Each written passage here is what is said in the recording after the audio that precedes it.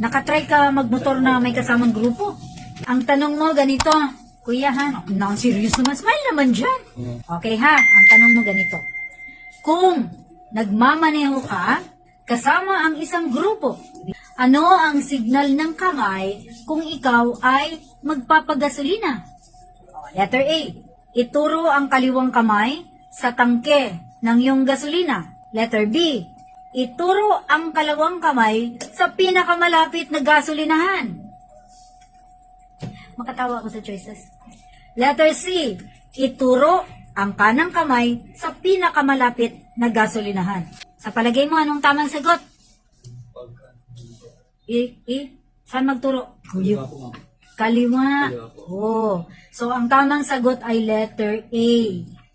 Ituro ang kaliwang kamay sa tangke ng gasolina. Kung mga high-tech kayo, kagaya ng iba na nagra-ride, yung mga helmet nila may mic sa loob, kaya nakakapag-usap sila, no?